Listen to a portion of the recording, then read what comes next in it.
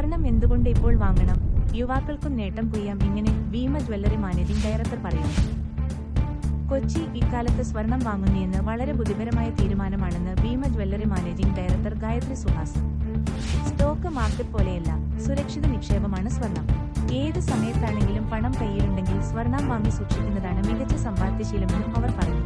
One India മലയാളത്തോട് സംസാരിക്കുകയായിരുന്നു ഗായത്രി. നമ്മുടെ സംസ്കാരങ്ങളും വിശ്വാസങ്ങളുമൊക്കെ അനുസരിച്ച് ചില പ്രത്യേക ദിവസങ്ങളിൽ സ്വർണം വാങ്ങുന്നത് നല്ലതാണെന്നൊക്കെ പറയുന്നുണ്ട്. ഇതൊക്കെ ഡിബേറ്റബിൾ ആണ് ഇപ്പോൾ. അതൊക്കെ മാറ്റിവെച്ചേക്കൂ. കഴിഞ്ഞ വർഷത്തെ വിലയാണോ സ്വർണത്തിന് ഈ വർഷം? ഏതായാലും സ്വർണം വാങ്ങിയാൽ ഐശ്വര്യം വരുമല്ലോ. അങ്ങനെ നോക്കിയാൽ മതി. സ്വർണം എന്നത് മികച്ച നിക്ഷേപം തന്നെയാണ്. പ്രാക്ടിക്കലായി നോക്കിയാൽ സ്വർണം വാങ്ങുന്നുവെന്നത് നാളെ ഐശ്വര്യമുണ്ടാക്കുമെന്ന കാര്യത്തിൽ തർക്കമില്ല. സ്വർണത്തിന് വില കൂടുമോ കുറയുമോ എന്ന് നമുക്കും പ്രവചിക്കാൻ സാധിക്കുന്നില്ല. പണം നിങ്ങളുടെ കയ്യിലുണ്ടെങ്കിൽ സ്വർണം വാങ്ങി നിക്ഷേപിക്കുക. ഏഷ്യക്കാർക്ക് സ്വർണത്തോട് ഒരു താല്പര്യമുണ്ട്. മാതാപിതാക്കളെ സംബന്ധിച്ച് അവരുടെ കുട്ടികൾക്ക് നൽകാവുന്ന ഏറ്റവും വലിയ നിക്ഷേപം സ്വർണമാണ്.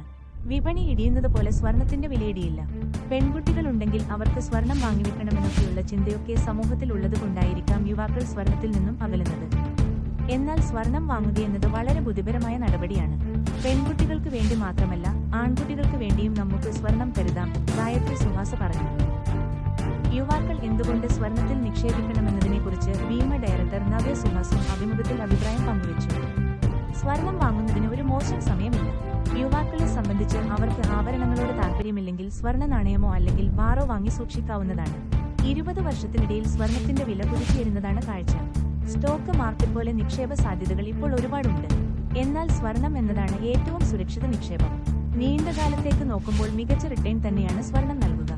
അതുകൊണ്ട് വളരെ ചെറുപ്പത്തിൽ തന്നെ സ്വർണം വാങ്ങി സൂക്ഷിക്കാൻ ശ്രമിക്കുക. ചെറിയ തുകയ്ക്കാണെങ്കിലും സ്വർണത്തിനും വെള്ളിക്കുമൊക്കെ വേണ്ടി കുറച്ച് തുക മാറ്റിവെക്കുക, നവ്യ വ്യക്തമാക്കി. പെണ്ണായാൽ പൊന്നുവേണം എന്ന പരസ്യവാചകത്തിന്റെ പേരിൽ ഭീമയ്ക്കെതിരെ ഉയരുന്ന വിമർശനങ്ങൾക്കും ഇരുവരും മറുപടി നൽകി. ആ പാട്ട് വളരെ കൊല്ലം മുൻപ് തയ്യാറാക്കിയതാണ്. കാലം മാറി, സ്വാഭാവികമായും ആ വരികളും മാറണം. പെണ്ണായാൽ മാത്രമല്ല, ആണായാലും പൊന്നുവേണം എന്ന അഭിപ്രായമാണ് തങ്ങൾക്ക്.